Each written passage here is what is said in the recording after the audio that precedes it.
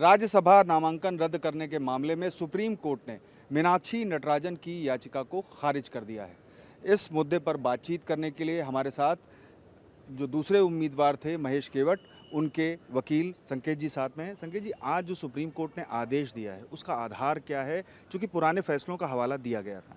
Supreme court ने माननीय सर्वोच्च न्यायालय ने मीनाक्षी नटराजन जी की जो रिट पिटीशन अंडर 32 आर्टिकल उन्होंने डाली थी, जिसमें उन्होंने चैलेंज किया था निर्वाचन अधिकारी का ऑर्डर, आज डिसमिस कर दी है कि वो रिट पिटीशन यहाँ सर्वोच्च न्यायालय में किसी भी तरीके से मेंटेनेबल नहीं है।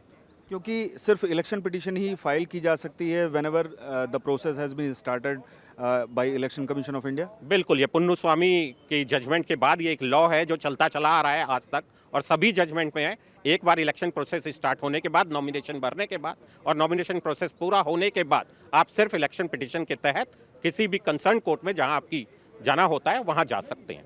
एक और अहम मुद्दा था कि जो संज्ञान लिया गया है मामला, उसी को दर्ज करना ज़रूरी है फॉर्म 26 में, लेकिन वो दर्ज नहीं किया गया था और जो आरोप थे उन्होंने उनका नामांकन रद्द कर दिया। इस पर क्या पहलू उजागर हुआ सुप्रीम कोर्ट में? देखिए, कोई इसके बाद इसमें दोनों तरफ से बातें आई थी, दोनों तरफ से आर्ग्यूमेंट आए।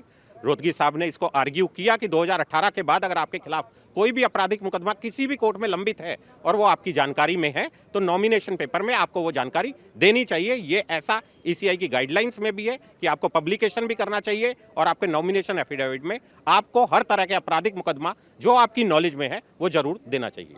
क्योंकि अब इस मामले में सुप्रीम कोर्ट ने उनकी आर्टिकल 32 के तहत जो याचिका थी वो खारिज कर दी है। अब क्या उनके पास रास्ता है? क्या वो हाई कोर्ट में इलेक्शन पिटीशन इस मामले पर फाइल करेंगी?